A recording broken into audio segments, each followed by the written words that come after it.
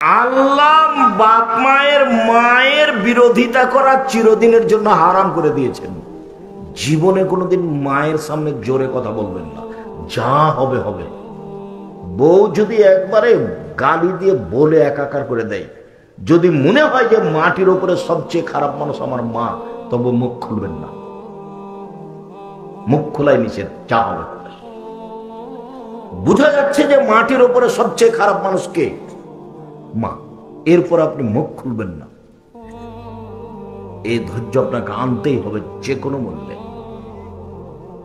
বুঝলাম, টাকা দিয়েছি আমি মায়ের হাতে, দেখি পরের দিন মা বলছে যে টাকাটা নাই, কি হয়েছে? তোর বোনকে দিয়ে দিচ্ছি। আরে টাকা আপনাকে দিলাম এ খেতে, একটু ফলমূল খেতে, আপনি আমার বোনকে দিলেন মানে?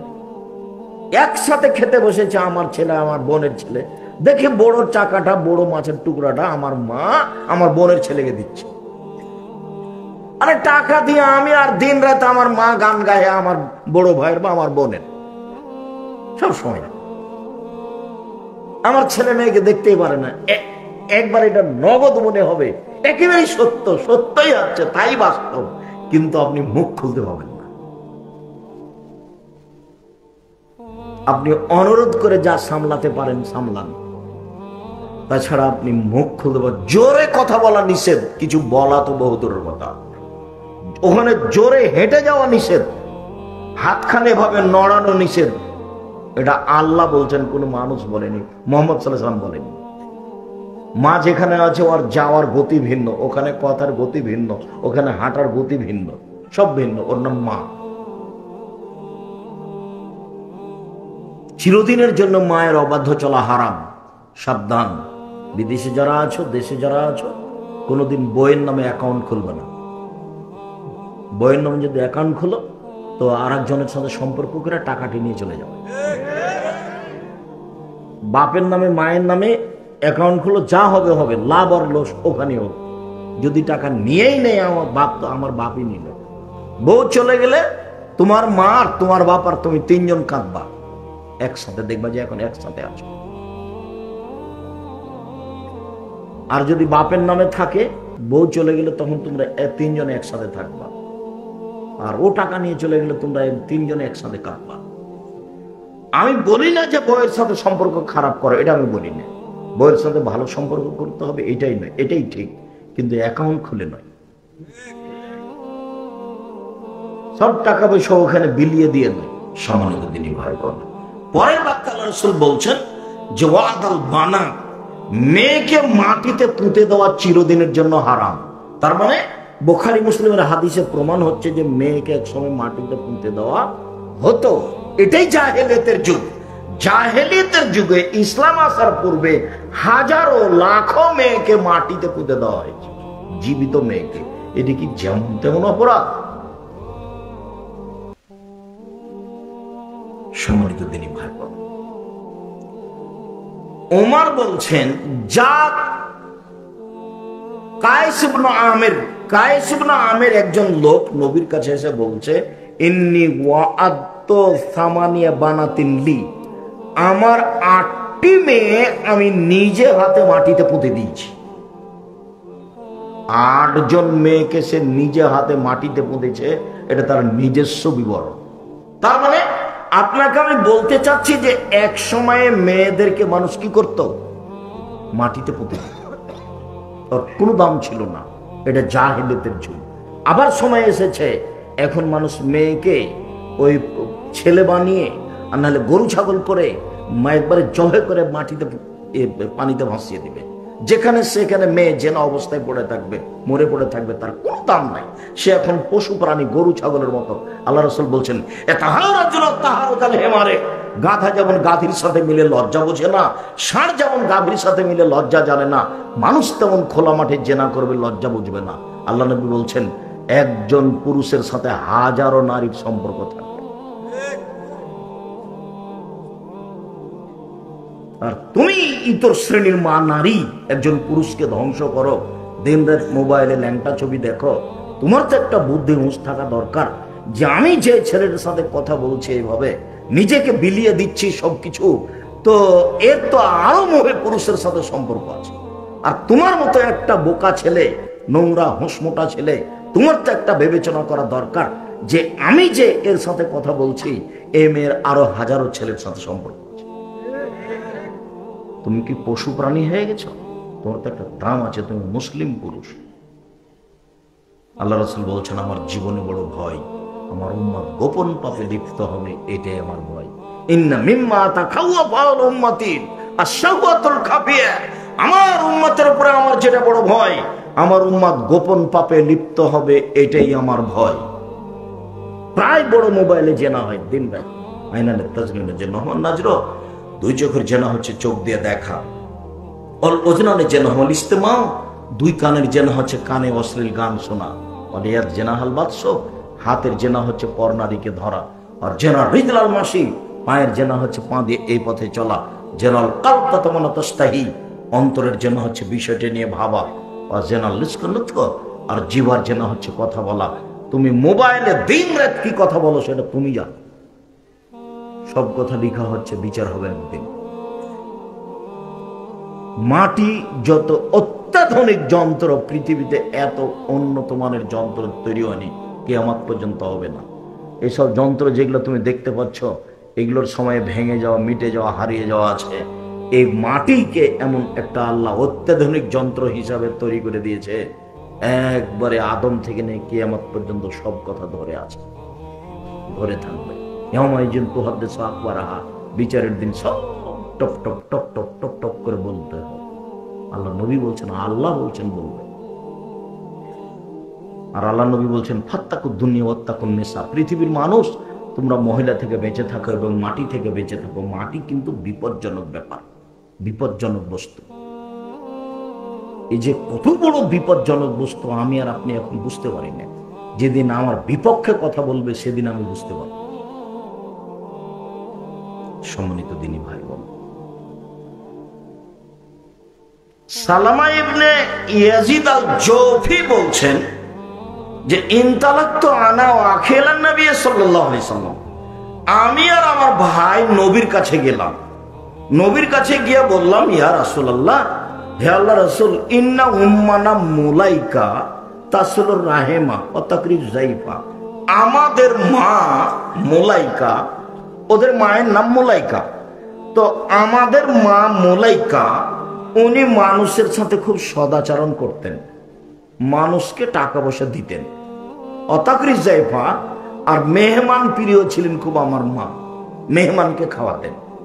ওয়াতাফাল ওয়াতাফাল, এইটা এইটা এইটা আমার মা করতেন, যে কোনো অসহায় মানুষকে টাকা পয়সা দিয়ে দিতেন। তো ফাল জালেকা নাফিওয়ালাহা, এগুলো কি আমার মাতাত ওয়া হালাকাত ফিল জাহেলিয়া, তবে জাহেলিয়াতের যুগে আমার মা মারা গেছে, ইসলাম গ্রহণ করেনি। এখন ওই কাজগুলো কি আমার মায়ের কোনো উপকারে আসবে? কালা লা, আল্লাহ রাসূল বলেন না, কোনো উপকার আসবে না। এখন বলছে ইন্না উম্মানা ওয়াদাত উখতান লানা, আমার মা আমাদের একটা বোনকে মাটিতে পুঁতে দিয়েছিল। ফাল জালেকা নাফা, এইটা কি আমার মায়ের কোনো উপকারে আসবে? আমার মা জাহেলিয়াতের যুগে আমার এক বোনকে মাটিতে পুঁতে দিয়েছিল। তো আল্লাহ রাসূল বললেন, আল ওয়াইতাতু ওয়াল মাউদাতু ফিন্নার, তোমার মা আর যাকে মাটিতে পুঁতে দেওয়া হয়েছে উভয়ই জাহান্নামে হয়ে যাবে। এতক্ষণ পর্যন্ত হাদিসগুলো পেশ করে আপনাকে আমি দেখালাম জাহেলিয়াতের যুগে নারীদের অবস্থা। এক মিনিট, জাহেলিয়াতের যুগে নারীদের অবস্থা দেখাতে গিয়ে দুইটা ঘটনা নকল করছি। লম্বা ঘটনা হলো, খুব তাড়াতাড়ি বলছি। একটা ঘটনা খুবই ন্যাক্কারজনক ঘটনা, সব বুখারী মুসলিমের হাদিস। আর একটা ঘটনা স্বাভাবিক। একটা ঘটনা স্বাভাবিক, সেটা হলো এই যে এখন স্বামী মারা গেলে ওই মহিলা বিবাহ বসতে পাবে না বা শোক পালন করবে কতদিন? 4 মাস 10 দিন। 4 মাস 10 দিন। আর জাহেলিয়াতের যুগে স্বামী মারা গেলে শোক পালন করতো 1 বছর। আবার থাকতে হতো বাড়ির পিছন দিকে একটা কুঁড়ে ঘরে। কুঁড়ে ঘর বুঝেন আপনারা? ঝুপড়ি ঘর। বুখারী মুসলিমের হাদিসে এসেছে, তার নাম হিফস। হিপস, বুখারী মুসলিমের হাদিসে এসেছে, বাড়ির পিছন দিকে যেখানে কুকুর চিলগার দৌড়াদৌড়ি করে ওইখানে তাকে ঘর করে দেওয়া হবে। সে ময়লাযুক্ত কাপড় পরবে, পরিষ্কার কাপড় পরতে পাবে না। আর ওর জন্য একটা প্লেট থাকবে, যে প্লেটে অন্য কেউ খেতে পাবে না। একটা গিলাস থাকবে, যে গিলাস অন্য কেউ ব্যবহার করতে পাবে না। কেউ যারা কাজের মেয়ে এইভাবে খাবার দিয়ে আসবে, স্বামী মারা গেছে সেই জন্য। এটা হলো জাহেলিয়া। এখন বাড়িতে থাকবে, ছেলের কাছে থাকবে, বাপের বাড়িতে থাকবে, যেখানে সুবিধা সেখানে থাকবে। 4 মাস 10 দিন নিরাপদ জায়গায় থাকবে। বিবাহ বসতে পাবে না 4 মাস 10 দিন, সাজগোজ করতে পাবে না 4 মাস 10 দিন, নাকের গয়না খুলতে পাবে না। এটা হলো হিন্দুদের নীতি। মরার সাথে সাথে আপনার এই ভুয়াপুরের মহিলারা যারা আশেপাশে আছে, নাক ফল নাকে যে ফুল আছে, এটা স্বামী মারা গেছে, স্বামী মারা গেছে, যা আছে গলায় হাতে সব খুলে ফেলা। এটা হলো হিন্দুদের নীতি। যা আছে ওই মহিলার গায়ে কলায় স্বামী মারা গেছে ওইভাবেই থেকে যাও, খুলতে হবে না। সাজগোজ করতে পাবে না কতদিন? 4 মাস 10 দিন। সে স্বামীর বাড়িতে থাকবে, যেখানে তার নিরাপদ জায়গা সেখানে থাকবে। তাহলে জাহেলিয়াতের যুগে কি ছিল? 1 বছর। জাহেলিয়াতের যুগে কি ছিল? বাড়ির পিছন দিকে কুঁড়ে ঘর। জাহেলিয়াতের যুগে কি ছিল? ভাঙা প্লেটে খাবার দিতে হবে, ময়লাযুক্ত কাপড় পরে থাকতে হবে। আরো খারাপ নোংরা কথা, যে ওই একটা উটের গায়ে গোবর মাখাতে হবে, বা উটের গোবর নিজের গায়ে মাখতে হবে, এবং লজ্জা স্থানকে উটের গায়ের সাথে ঘষতে হবে পবিত্র হওয়ার জন্য। এটা হলো জাহেলিয়াত, আর এটা হলো ইসলাম। আর জাহেলিয়াতের যুগে বাড়ির সামনে পতাকা দেওয়া থাকতো, এই মেয়ের সাথে জেনা করে যে সন্তান হবে সে হবে সমাজের নেতা। তো কত মানুষ আসবে, একটা সময় পর্যন্ত তার সাথে জেনা চলবে। তারপরে যখন ওর সন্তান হবে, তখন ওর যাকে ইচ্ছা তাকে ডেকে বলবে, এটা আপনার স্বামী, এটা এই ছেলে আপনার, আপনি আমার স্বামী। ছেলে বাছাই করার জন্য, শুক্রকীট গ্রহণের জন্য পদ্ধতি চলে, যেটা এখন আবার দেখা দিয়েছে। কাজেই সন্তানের যত ইউটিউব যে কোনো মাধ্যম আছে সব হারাম, একটাও জায়েজ নয়। সরাসরি স্বামীর মাধ্যমে হবে, আর নাহলে এই স্বামী বাদ দিয়ে তুমি আরো রোজ স্বামী ধরো না, বৈধ পথায় কোনো সমস্যা নেই। এই স্বামীর কাছে থাকো 2 মাস 6 মাস, যদি তোমাকে ভালো না লাগে খোলাক তালাক দাও, দিয়ে আর একটা স্বামীর কাছে যাও, দেখো সন্তান হয় কিনা। শরীর তোমাকে বাধা দেয়নি। তুমি এইভাবে শুক্রকীটে সন্তান নিতে গেলে কেন? কে তোমাকে বলেছে? এটা জেনে সব যেগুলো নেমে আসছে সেগুলো হচ্ছে নারীদেরকে ধ্বংস করা মৌলিক লক্ষ্য, নারীদেরকে জাহিলিয়াতের যুগে নিয়ে যাওয়া মৌলিক লক্ষ্য। সম্মানিত দিনী ভাই বোন, এইবার আর একটা নীতি দেখায়। আনাস রাদিয়াল্লাহু তাআলা আনহু বলেন, আল্লাহর নবী বললেন, ইন্নাল ইয়াহুদা ইজা হাজাতিল মারাতু লাম ইয়াকিলুহা লাম ইয়াকিলুহুন্না ওয়া লা ইউজামিউহুন্না। ইহুদিদের নীতি ছিল, মহিলা ঋতুবতী হলে তার সাথে খাওয়া হবে না।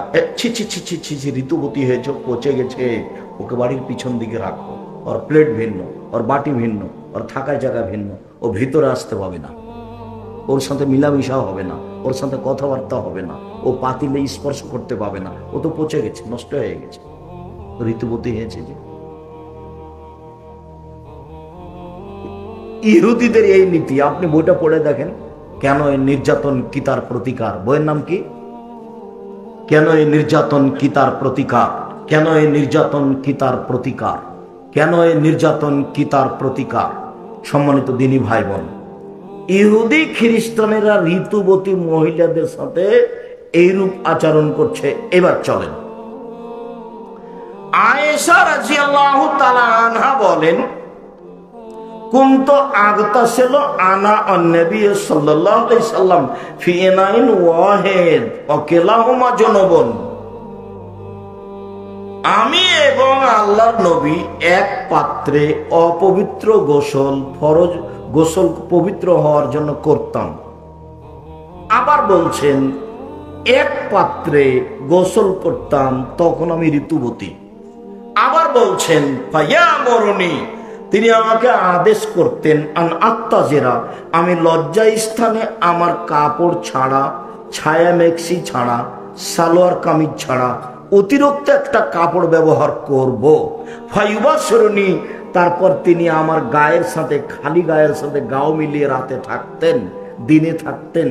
তাহলে ও বের করে দিল, আল্লাহর নবী তাকে ঘরে নিয়ে আসলেন ঋতু অবস্থায়। সে কি স্বাভাবিকভাবে নিয়ে আসলেন?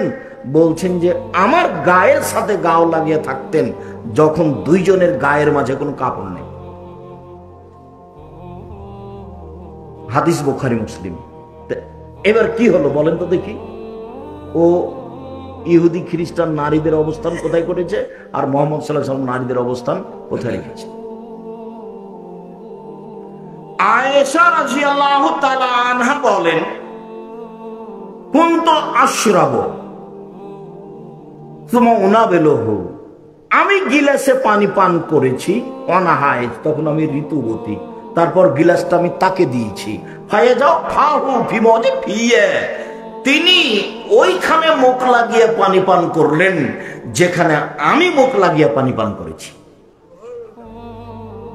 শুধু প্রেম প্রীতি ভালোবাসায় নিয়ে যাবেন না, সমাজ একটা ঠেকিয়ে একটা সমাজ চালু করা হচ্ছে। বুঝাতে পারি না কথা? মনে সামাজিক গতি একটা ঠেকিয়ে কি করা হচ্ছে, আর একটা চালু করা হচ্ছে। সমাজে ইহুদি খ্রিস্টান ভর্তি। আয়েশা রাদিয়াল্লাহু তাআলার নিজস্ব বিবরণ। আয়েশা রাদিয়াল্লাহু তাআলা বলছেন, ওয়াতারাকুল আরকা, আমি একটা গোশত দাঁতে ছিঁড়ে খেতাম, সুমাউনা বেলহু, তারপর ওই গোশতের টুকরায় রাসূলের হাতে দিতাম। ফায়া যাও ফাউ ফিমজে ফিয়ে, তিনি গোশতের ওখানে মুখ লাগাতেন যেখানে আমি মুখ লাগিয়ে ছিঁড়ে খেয়েছি। ওয়ানা হাইস, তখন আমি ঋতুবতী। আগের যে ইহুদি খ্রিস্টানদের অবস্থা, ঋতুবতী নারীর সাথে যেটা বললাম সেটা ভালো করে মনে রাখতে হবে। ওদের সাথে খাবেও না, ওদের সাথে মিশবেও না। কেন? ঋতুবতী হয়েছে এই জন্য। কথা বুঝাতে পারিনি। আয়েশা রাদিয়াল্লাহু তাআলা আনহা বলেন, আল্লাহর নবী আমাকে বললেন, আয়েশা নাবিল খুমরাতে মিনাল মসজিদে, মসজিদ থেকে জায়নামাজটা দাও তো, আমি সালাত আদায় করব, জায়নামাজটা দাও। তা আয়েশা রাদিয়াল্লাহু তাআলা বলছেন, ইন্নী হিজত, আমি যে ঋতুবতী। তখন আল্লাহ রাসূল বলছেন, ইন্না হাইজাতাকে লাইসাত ফি ইয়াদিকে, আরে ঋতু তো তোমার হাতে লেগে নেই। হাইজের রক্ত কি তোমার হাতে লেগে আছে? মসজিদে যাও, জায়নামাজ নিয়ে আসো, জায়নামাজ আমাকে দাও। ঋতুবতী অবস্থায় মহিলারা মসজিদে বসে থাকবে। মসজিদে নববীতে একটা ঘর করা ছিল যেখানে যুবতী মেয়ে থাকতো। মসজিদে নববীতে একটা ঘর করা ছিল যেখানে মসজিদে যুবতী মেয়ে থাকতো এবং মসজিদটা ঝাড়ু দিত। ঋতুবতী অবস্থায় ওরা নামিয়ে দিল বাহিরে, একবারে বাড়ির বাহিরে, আর মুহাম্মদ সাল্লাল্লাহু আলাইহি ওয়াসাল্লাম নিয়ে আসলেন ঘরে, মসজিদে। ওটাও বুখারী, এটাও বুখারী। আয়েশা, যে চাটাটা দাও তো মসজিদ থেকে, আমি যে ঋতুবতী। আরে ঋতু কি তোমার হাতে লেগে আছে নাকি? ভাষাটা এরকম। দেখে তোমার হাইজের রক্ত তোমার হাতে লেগে নেই, তুমি মসজিদে যাও, নিয়ে এসে দাও।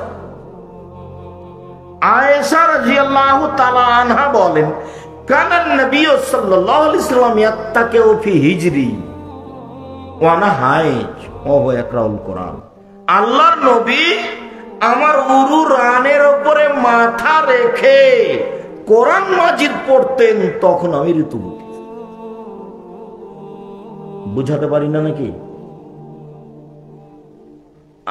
আপনি এটা সরাসরি ওই প্রেম প্রীতি ভালোবাসায় নিয়ে যাবেন না। আগে নিয়ে যাবেন এক সমাজ উল্টিয়ে আর এক সমাজ চালু করা হচ্ছে। যার কারণে প্রথমে ও হাদিসটা পেশ করেছি, ওদের আচরণ। ওরা নারীদের সাথে খাবে না, ওরা নারীদেরকে বাড়িতে থাকতে দিবে না। ঋতু হয়েছে সেই জন্য, হাইজ হয়েছে সেই জন্য। আয়েশা রাদিয়াল্লাহু তাআলা আনহা বলেন, আন্নান নবী সাল্লাল্লাহু আলাইহি ওয়াসাল্লাম ইখরিজু ইলাইয়া রাসাহু ওয়া নাহাইজ ফাগসিলহু ওয়া নাহাইজ। আমি আল্লাহ নবী থাকতেন ইতিকাফ অবস্থায়, ইতিকাফে রমজান মাসে ইতিকাফে তিনি মাথাটা আমার দিকে বের করে দিলেন ইতিকাফের জায়গা থেকে। আমি তার মাথা ধুয়ে দিচ্ছিলাম, চিরুনি করে দিচ্ছিলাম, তখন আমি ঋতুবতী। সবার হাদিস বুখারী মুসলিম। উম্মু সালমা রাদিয়াল্লাহু তাআলা আনহা বলেন, কানা নবী সাল্লাল্লাহু আলাইহি ওয়াসাল্লাম ইসাল্লি বিমিরতিন ওয়া আলাইহি বাজুহু আলাইহি বাজ। একটা চাদর গায়ে দিয়ে আল্লাহর নবী সালাত আদায় করছিলেন, যেই চাদরের কিছু অংশ ছিল আমার গায়ে, কিছু অংশ ছিল রাসূলের গায়ে। তখন আমি ঋতুবতী। কথা স্পষ্ট বোঝা যায় তো? সম্মানিত দিনী ভাই বোন, এইবার একটা পরিবেশ আপনাকে আমি দেখালাম। এখানে রাসূলের পক্ষ থেকে নারীদের মর্যাদা এবং নারীদের নিজস্ব মর্যাদায় চলেন, যেটা পুরুষের চেয়ে ভিন্ন। এই ছেলে, যেই মর্যাদা আল্লাহ নারীদের দিয়েছেন সেই মর্যাদা পুরুষ কোনোদিন অর্জন করতে পারবে না। নারীরা ভুল বুঝে নিচে নেমে গেছে। বেগম রোকেয়ার গল্প পড়ে মনে করেছে যে আমরা তো বাহিরের বস্তু, ভিতরে কেন? আমাদেরকে তো উপার্জন করে খেতে হবে, নিজের পায়ে দাঁড়াতে হবে। এই কথাটাও কিভাবে মাথায় নিয়ে আসলো? অথচ আল্লাহ বলছেন ওকে উপার্জনের জন্য সৃষ্টি করা হয়নি।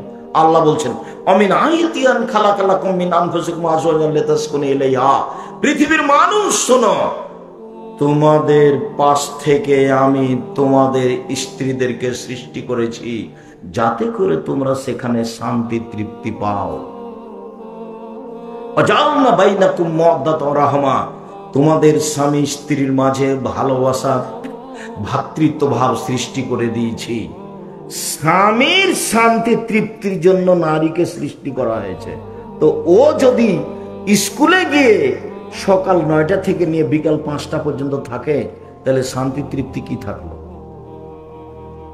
ও ব্যাংকে চাকরি করে, গোসলখানাতে ঢুকে ওইদিকে একটু 19-20 হয়ে গেলে ম্যানেজার ঠেলা দিবে, তখন তাড়াহুড়া করে বলছে ওর শাশুড়িকে বা ওর স্বামীকে, বলছে টাইম হয়ে গেছে চলে গেলাম, কাপড়টা খেঁচে একটু শুকাতে দিয়ে।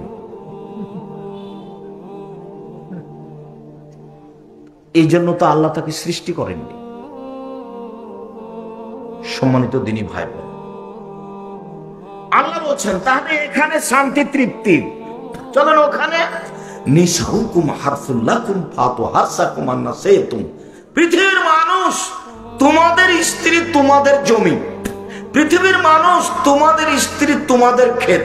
তোমরা তোমাদের খেতে আসো তোমাদের ইচ্ছা মতো। তোমাদের যেটা শান্তি তৃপ্তি হবে সেটা তো হবেই। তোমাদেরকে ক্ষেত আবাদ করে পরবর্তী বংশসূত্র বহাল রাখতে হবে, ধারাবাহিকভাবে মানুষ বহাল রাখতে হবে। তোমরা ওই পরিবারে বিবাহ করো যেই পরিবারের মায়ের ছেলে মেয়ে বেশি, তাহলে তোমার স্ত্রীর ছেলে মেয়ে বেশি হবে।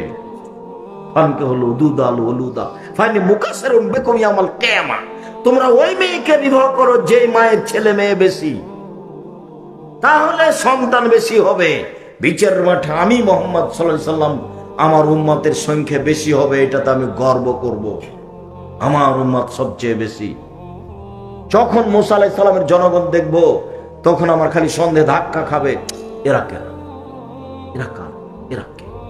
তাহলে মুসা আলাইহিস সালাম, মুসা আলাইহিস সালাম এত মানে সন্দেহ কাজ করছে এখনো। তারপরে যখন দেখবেন হাজার লাখো মানুষ, এটাকে এটা আপনার উম্মত। তো মুহাম্মদ সাল্লাল্লাহু আলাইহি সাল্লামের একটা গর্ব বহাল রাখার জন্য একটা ছেলে দিয়ে কি করবেন? দুনিয়ার বদ। তো আদর তো গতিতে থাকতে হবে। আদর যদি উল্টা পথে চলে তাহলে তার স্বভাব চলবে উল্টা পথে। আর যেদিন আমি আদর্শ পরিবার নিয়ে আলোচনা করব, সেদিন আপনাকে দেখাবো একচাটিয়ে কিভাবে আল্লাহর নবী বাপ মাকে দায়ী করেছেন ছেলে মেয়ে লালন পালন করার ব্যাপারে। সম্মানিত দিনী ভাই বোন, বলছিলাম এবার একচাটিয়া নারীদের মর্যাদা আল্লাহ রাসূল কিভাবে দিয়েছেন পুরুষ থেকে ভিন্ন করে তা দেখি। প্রথমত দু একটা আয়াত শোনাই যে আল্লাহ বলছেন অকারনা ফি বুয়ুতিকুন্না ওয়ালা তাবাররাজনা তাবাররুজাল জাহিলিয়াতুল উলা। হে মুসলিম মহিলা, বর্ণতার যুগে, বর্বরতার যুগে, অসভ্যতার যুগে, জাহিলিয়াতের যুগে নারীরা যেভাবে প্রদর্শনী দিয়ে চলতো সেইভাবে তোমরা চলো না। তাহলে এখন রাস্তাঘাটে নারীকে যেভাবে দেখছেন সেভাবে জাহেলিয়াতের যুগে ছিল। জাহেলিয়াতের যুগ মানে আমাদের নবী আসার পূর্বে। জাহেলিয়াতের যুগ মানে আমাদের নবী আসার পূর্বে নারীদের অবস্থা এইরকমই ছিল। এখন আপনি দেখছেন যা, এর চেয়ে খারাপ। ইমরুল কায়েসের একটা ঘটনা আপনাকে শোনাই, সাবু মুআল্লাকার। ইমরুল কায়েস যেসব মেয়েরা কাপড় উপরে খুলে রেখে পুকুরে গোসল করতে নেমেছে, তখন ইমরুল কায়েস সব কাপড়টি নিয়ে গাছের উপরে উঠে বসে আছে। তো বলছে যে এই আমাদের কাপড় কে নিল রে, কে নিল রে? তো দেখ ইমরুল কায়েস এসেছে মনে হয়। তো দেখছে ওই যে ইমরুল কায়েস গাছের উপরে আমাদের কাপড় নিয়ে বসে আছে। সবকে একা একাই পানি থেকে উঠে ওর হাত থেকে কাপড় নিতে হবে। এগুলো লেখা আছে ঘটনা। জাহেলিয়াতের একটা আপনাকে বাস্তব ঘটনা দেখালাম, ওগুলো তো বুখারী মুসলিমের হাদিস। সম্মানিত দিনী ভাই বোন, দেখাচ্ছি তাদের মর্যাদা।